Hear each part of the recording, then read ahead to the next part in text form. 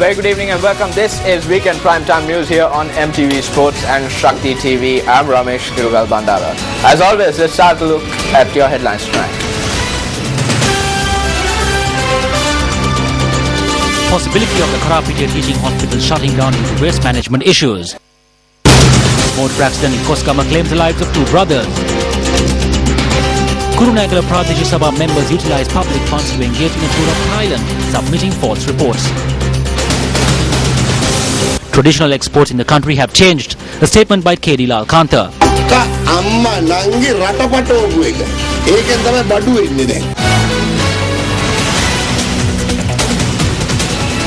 Well, we start off with an unfortunate incident where two brothers of the same family were killed in a motor accident which occurred in the Koskama area in Avisavilla today. The accident took place at around 3:30 early this morning in the Alut Ambalama area in Koskama. The accident was the result of a collision between a private bus flying from Colombo to Avisavilla and a jeep travelling from Avisavilla to Colombo. According to the police, the two brothers aged 23 and 26 who were travelling in the jeep sustained severe injuries. The police added that the victims succumbed to their injuries upon admission to the Avisavilla hospital.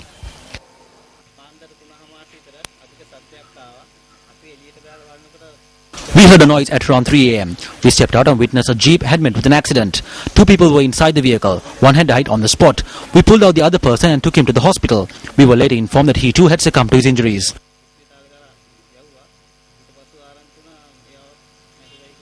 The police said that the driver of the private bus was arrested on suspicion. Our correspondent said that the victim's jeep and the private bus were towed to the Koskama police station. The spill gates of several reservoirs in the Central Hills have been opened following incessant rains experienced in the area. The irrigation department noted that some rivers are overflowing at some locations. Meanwhile, a number of houses in Galle were inundated as a result of the inclement weather conditions being experienced in the southern province.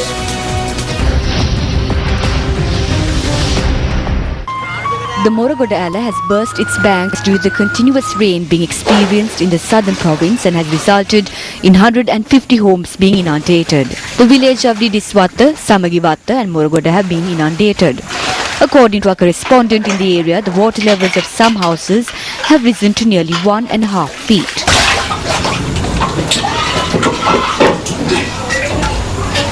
Area residents charge that the Moraghoda Ala has begun to overflow due to it being blocked in certain areas. They will come for 2 or 3 days and prod around with sticks without doing a proper job. Meanwhile, unusually strong tides have been witnessed in the coastal areas of Sinigama and Akurala in Galle. Our correspondent in the central province noted that the continuous rains experienced in the area have resulted in the water levels of the reservoirs increasing. Meanwhile, the Lakshapana reservoir have begun to overflow. Spill gates at the Canyon reservoir have been opened by 3 inches each. The Castlereagh and Mouse Cally reservoirs have also reached spill level. The engineer in charge of the Castlereagh reservoir notes that the spill gates of the reservoir could be opened if the rain persists and advised the residents living in areas below the reservoir to remain vigilant. According to the irrigation department, the water levels of a number of rivers have risen. This is the situation of the Kalyan River as of this afternoon.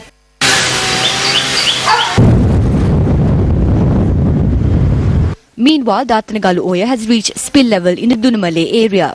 The irrigation department also noted that minor floods could occur in the Badegam area due to the Gingaga, Milakand area due to the Kaluganga and Panadugam area due to the Nilvala river.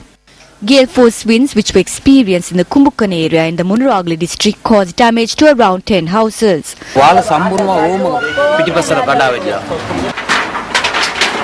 This is the manner in which trees were uprooted along the Kandi Matale road which runs through Habaragala due to strong winds experienced in the area. The inclement weather has also caused damages to a bridge on the Vatakala road in Panvila.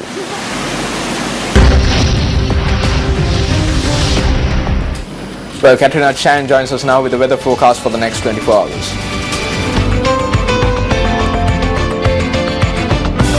A very good evening and welcome to Weather First. The Department of Meteorology states that showers of thundershowers may be experienced in the western, Sabragamo and central parts of the island. Showers may also be experienced in the northwestern parts of the island as well. Now, the department also adds that showers may be experienced in the Galle and Matra district as well as several areas across the island in the next 24 hours. The department also mentions that due to the existing weather condition, sea areas off the coast extending from Colombo to Hambantota via Galle may increase up to 70 kilometers per hour, resulting in rough seas. The residents of Polonnaruwa state that the drought conditions in the area persist even though they have experienced several showers of spells. This story is about a village in the Polonnaruwa district which continues to face the dire effects of the drought. 50 families in the Kadurugasbaba village continue to face difficulties due to the drought conditions. Farming is the only livelihood for nearly 200 persons residing in the village, yet they only cultivate on 30 acres of farmland. We couldn't reap a harvest during all 3 seasons. They only come here to obtain our votes. We bow our heads and talk about our issues, yet there is no one to look into our hardships. The government gave us an empty barrel. It was our Thero that provided water. The villagers have been surviving for the past 1.5 years by relying on labour work. However, the drought conditions has hindered their work. We don't have anything to eat or drink because of this drought. We survive on manual labor. Even that is not there these days. We only need water and some relief, nothing else. The government has not given us anything. We now drink water from tanks where usually cows bathe.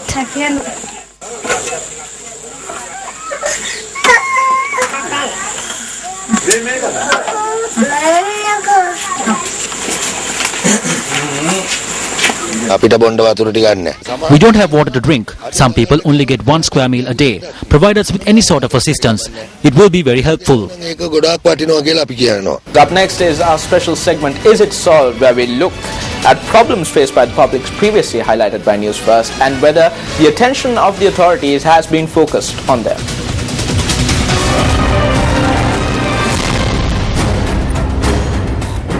On Thursday, Newsfirst revealed the difficulties being faced by residents of Kumukunawela in Madrigiriya due to the drought and issues pertaining to the irrigation system. The story caught the attention of some generous benefactors, and all residents of the village received dry rations yesterday. The rations were presented by UMP member of the Madrigiriya Pradeshiya Sabha, HRM Vikramasinghe, together with the Kadawatha branch of the All Island Buddhist Women's Association and a private organisation. When we saw the report through Newsfirst, we decided that we should come here. We understood the difficulties the people are facing when we came here. I invite the public to come here and witness the hardships that they are facing. You will be blessed every time we consume something.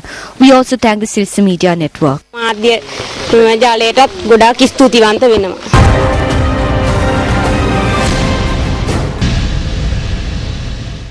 On the 28th of August last year, Newsfirst reported of a village in Balangoda whose residents have constantly been duped by politicians and their election promises.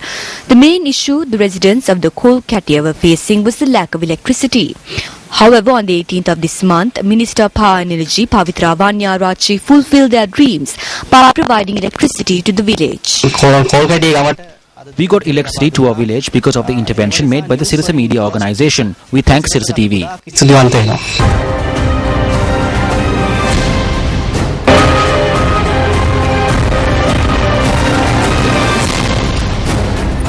Well, a situation has arisen where the Karapiti Teaching Hospital is facing a risk of closing its doors to the public due to a prevailing garbage issue. The Karapiti Teaching Hospital is the main hospital that caters to the public of the southern province. The hospital environment has become polluted due to issues pertaining to the disposal of garbage.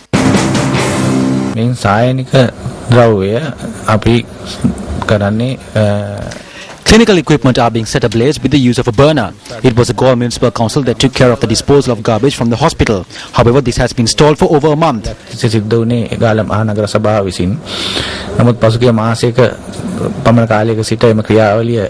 The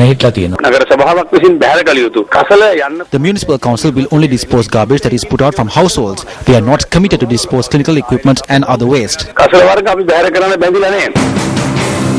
This has resulted in a situation where patients who arrive here for treatment may be at risk of contracting other diseases. We did not dispose garbage from the hospital on earlier occasions, citing it as a duty. We did it on humanitarian grounds.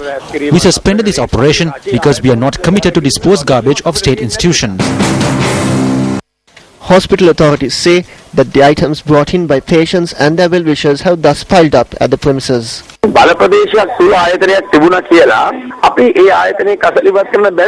Just because it falls in our municipality, we are not committed to remove waste from a state institution. If the government has allocated money for a waste management system and they are paying over ₹1 million to a private institution to dispose their garbage, then we don't need to bear that responsibility.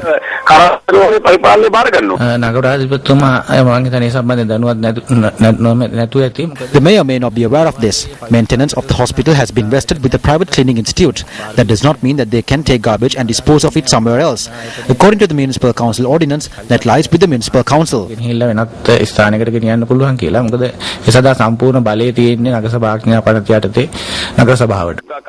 have received a machine that can burn the waste. The management has not thought of using it. Hand it over to the municipal council. We will burn the waste for them. The Minister of Health is of the view that a discussion needs to be called to resolve this matter. A local government authority needs to dispose of the garbage apart from the clinical equipment. The hospital cannot take care of everything, including the disposal of garbage. You cannot point that this is your hospital and this is what you need to do. If the mayor falls sick, he too will have to visit the hospital. The mayor of Galle says that a political force operating at provincial level has been obstructing the process of garbage disposal and creating such issues. What will happen if the garbage is not disposed soon? The Government Medical Officers Association and the doctors have reached a decision to suspend the admission of patients to the hospital from Monday if the situation is not resolved. With that, the clouds taken for Action TV.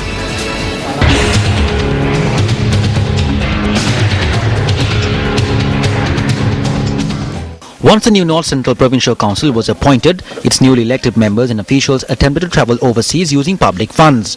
However, this trip was put on hold upon the orders that came down from the President. Even before the President had granted approval, the Chief Secretary of the province had made payments to an institution belonging to a former provincial councillor in order to purchase airline tickets for the tour.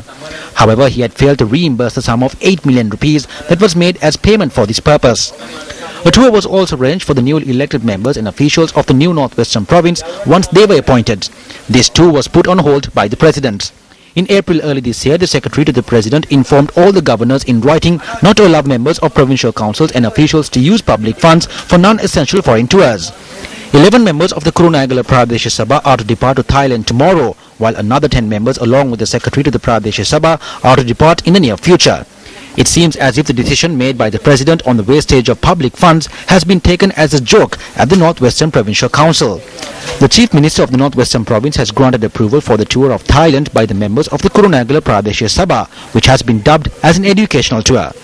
Approval was granted after taking into account a false report which affirms that the tour to Thailand proposed by a member of the Pradesh Sabha was unanimously passed. However, it was not unanimously passed. Some members had voted against the motion as well. The Secretary to the Council also needs to be held accountable for concealing this fact from the Chief Minister of the Northwestern Province. In a backdrop where the tax income of this Pradesh Sabha for this year stands at ₹200 million, the report does not justify how ₹3 million of public funds being spent on a so-called educational excursion will actually benefit the general public. Last year, all members of the Kurunegala Pradesh Sabha except for one went on a tour to Indonesia. However, the general public has not benefited from whatever the members learnt during their educational tour. Yet, the grievances faced by the people in these areas continue to grow.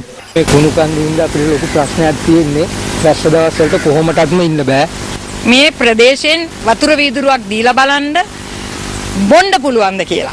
You cannot cast aside that public service needs to go abroad to learn something. Yet, a group that went abroad once, came back with nothing, are attempting to go abroad once again. Are they attempting to use public funds again to learn what cannot be showcased? Shouldn't this be justified as moral before the taxpayers? Chief Minister of the Northwestern Province, this is over to you.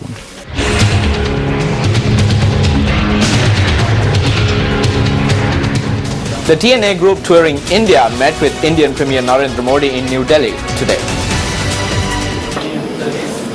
The TNA parliamentarians that are touring India noted that India's intervention is necessary to bring about a political solution for the Tamil people. According to Indian media, parliamentarian R. Sambandhan has informed the Indian Premier that pressure has been intensifying within the country.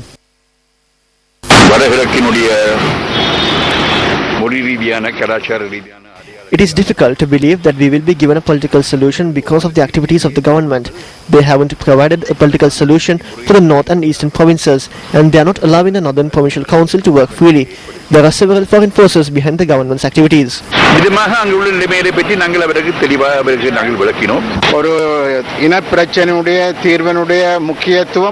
We pointed out that a solution has not been provided for the ethnic issue.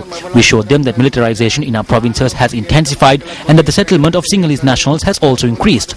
What will happen to the Tamil people if this continues for another 10 years? We called on the Indian government to intervene immediately. The Indian Prime Minister stated that he has understood the situation and is willing to work with the Tamil people to find a solution. Well, the Sandalwood plant has come under much discussion in the recent past. This is because the plant, which is found even in the premises of temples, has caught the attention of racketeers. This is a report where sandalwood trees found in close proximity to the Veharabadihena Purana Vajamahawihara in Kalevala were being stolen.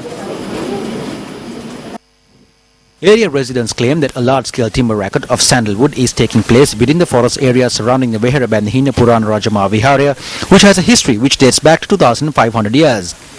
They point out that a large-scale timber racket involving the felling of sandalwood trees is currently underway on an area which spans 22 acres.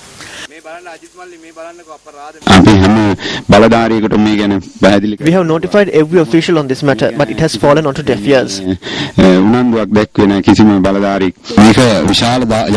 This is a large-scale racket, which residents are also interested in putting an end to. But we have been unable to do this. The plant is not allowed to grow. It is a very rare plant. Preserve this place. We are asking for assistance. According to our correspondent, a meditation center is located in close proximity to the area where the large-scale destruction is taking place. Rock carvings and ruins that date back to the Anuradhapura era can also be found in this vihara. If leaders who are concerned about the environment focus their attention towards this matter and act more on it, it would be a great deed for future generations. A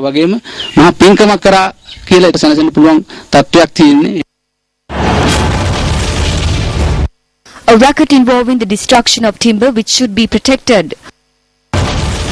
Racket involving the felling of kumbuk trees in the Ampara Canal Reserve. Destruction of Vallapatta in Adams Peak Reserve. Large-scale sandalwood racket in the Valimada area. Timber warehouse and sawmill discovered within the Knuckles Reserve. Today, sandalwood racket in Galevala. The racketeers involved should be brought before the book or catch the people who are trading this timber. For your attention. The political stage is heating up ahead of the UA Provincial Council polls. Let's now take a look at some of the views expressed on the political platform on the battle for the UA province.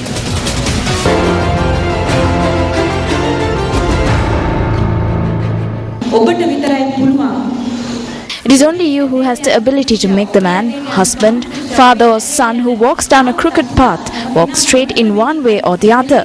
Likewise, it is only you who can straighten up this country.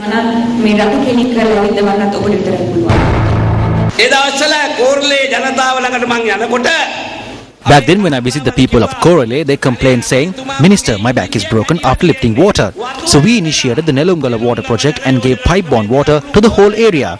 Now no one breaks their backs carrying pots of water. They get water from taps and take showers from the comfort of their bathrooms.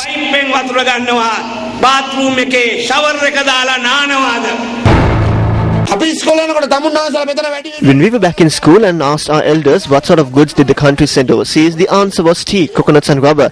But what do we send today? Mothers, brothers and sisters. Amma, akka, nangi, lakunu siyai, pass. Who generates a majority of our national income? Who generates the most foreign exchange? Our mothers, brothers and sisters. Wives are the rulers of the house. It is the same for us. We do all our work here, but once we go home, she is the boss. The army commander is the commander for the entire country. But once he is home, his wife becomes his commander. All of these people are afraid of their wives. I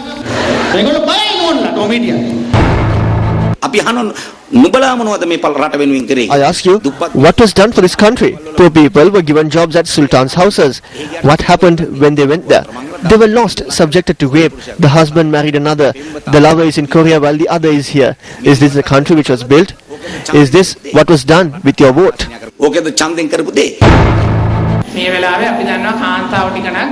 At this point of time, it is a fact that women will not leave this party or its ministers. They could step onto the streets without any fear.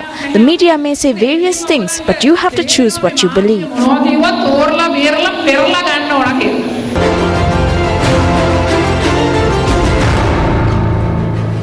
Adding another brick to the development process, Sri Lankans will now be able to experience a new facility from next week. The floating market, which is located in Bastion Mao, the Peta, is due to be vested in the public on Monday.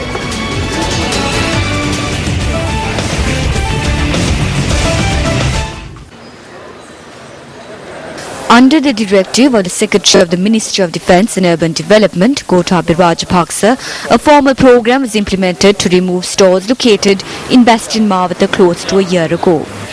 Thereafter, the Urban Development Authority commenced construction work on the floating market. The main objective of this project is to create a city that will attract tourists and is part of the Colombo City Beautification Project.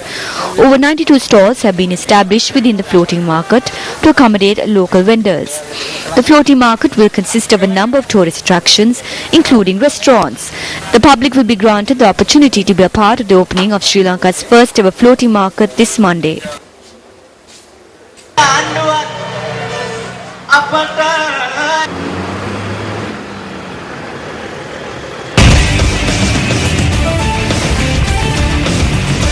On the business news tonight, the Central Bank of Sri Lanka notes that textile exports income rose by 25% in the month of June.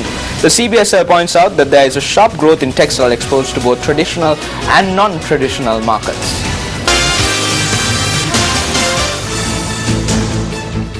Textiles and garments accounted for 45% of Sri Lankan exports during the month of June, and according to the central bank, it contributed to the increase in overall export income by 50%. The CBSL notes that textile exports in the month of June brought in $446 million in revenue, showed a 25% increase in comparison to the revenue generated in June 2013. CBSL statistics shows that textile exports to Europe and USA, which are traditional export markets, grew by 3% and 12% respectively. Textile exports to non-traditional markets have grown by 44%. During the first 6 months of this year, the textiles and garments industry has generated an export income of $2,413 million and has recorded a 20% growth in comparison to the same period last year. Well, today marks day 6 of the Shakti Zone in Nallur, Jaffna, which is being jointly organized by Shakti TV, Shakti FM and Newsfirst. The zone was declared open today by parliamentarian Sri Lanka. Parliamentarian Sri Lanka, who declared open the Shakti Zone in Nallur, Jaffna, engaged in special religious observances at the location.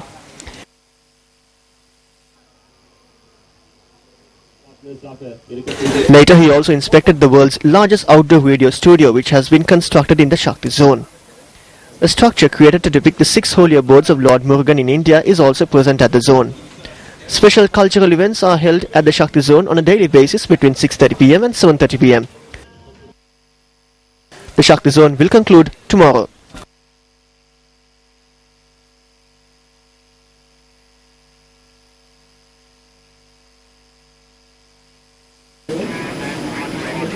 The 28th phase of the U-Reporter workshops was held in Colombo today at the auditorium of the Capital Maharaja organization. Now, the island-wide network of U-Reporters contributes instant reports to the news desk in line with the concept of U-Report. Newsfirst, which commenced U-Report to develop citizen journalism in Sri Lanka, has become an overwhelming success. Another group of Newsfirst U-Reporters were enrolled into the Citizen Journalism Initiative subsequent to a workshop held in Colombo this morning. The group, hailing from different parts of the island, arrived for the workshop that took place at the auditorium of the Capital Maharaja Organisation Limited. The Newsfirst team explained to the participants as to what citizen journalism is and how they can get involved. They were also briefed on new media techniques as well. Subsequently, members of the Newsfirst staff guided the new EU reporters through the process followed at the Newsfirst Centre.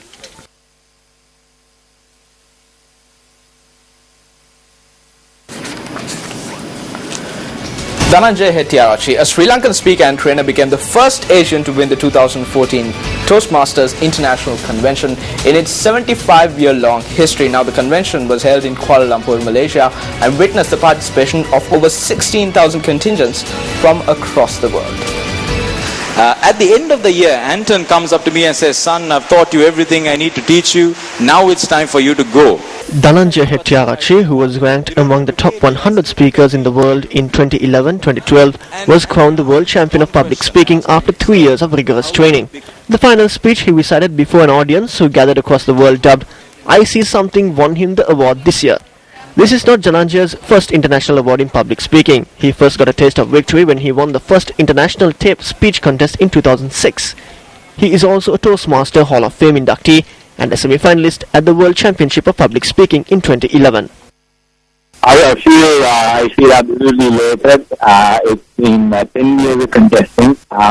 Close to 30,000 participants take part in this every year, and it's like the speech Olympics. And to win that, we need to be judged by judges from across the globe, different countries, and for them to unanimously or whatever mark me as number one, that's an amazing business.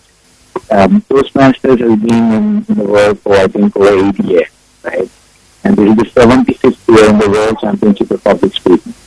And this is the first time in the 75-year history that an Asian has won the World Championship. That's crazy. So it sets the trend that though our first language, English is not first language, it's not second language, it's third language. If you put your mind to it, you can achieve wonders. I mean, my hometown is Corona, and Mathugam. I was born in New earlier, and here I am, the world champion of public speaking.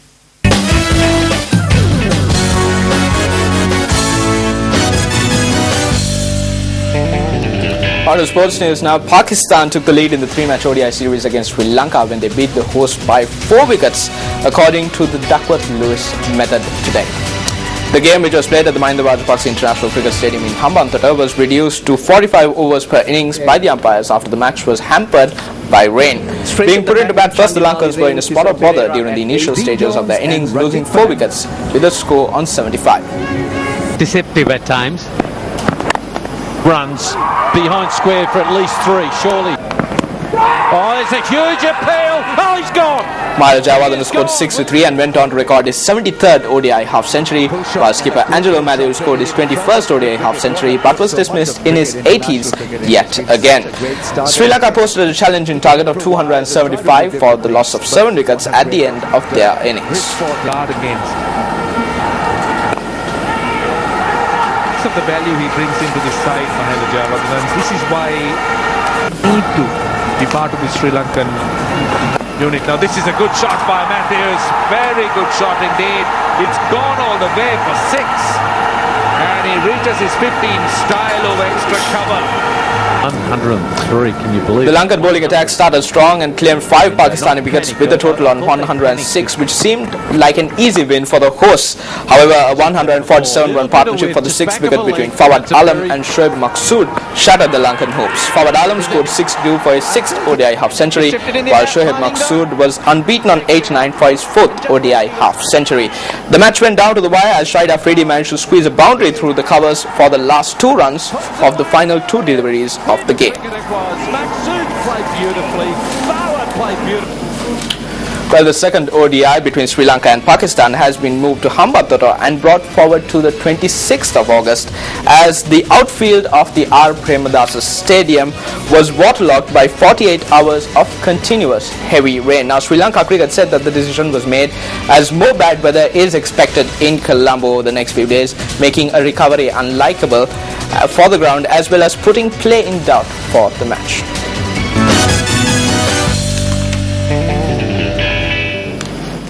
The Ice Bucket Challenge is the latest trend to go viral on social media. Since the Ice Bucket Challenge went viral early August, social media outlets have been crowded with videos of people dumping ice on their heads after delivering a short message for the ALS Association. Now it's my privilege to challenge my friend Bill Clinton to the ALS Challenge. Yes. The Ice Bucket Challenge is the gift that keeps on giving for the ALS Foundation in support for research and treatment for the Lou Gehrig's disease. The ALS Ice Bucket Challenge was initiated by 27-year-old Corey Griffin to share the pain of his colleague and former Boston College baseball player Pete Frates, who has ALS. The craze has gone viral in Sri Lanka too. Western Provincial Councillors Hirunika Premachandra and Malsha Kumaranatunga also took up the challenge. Sri Lankan cricket stars Mahela and Sangakkara too took up the challenge. Do this. Let's do this, guys.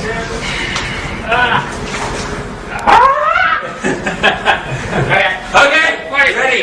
Go, go, go, go.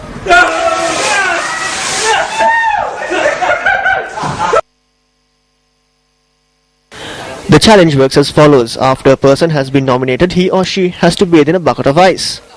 Within 24 hours of being challenged, participants are to video themselves in continuous footage. First, accept the challenge, which means you donate $10 to the cause. If you do not accept the challenge, you are asked to pay $100 to the cause. On Thursday alone, the ALS Association had raised $10 million.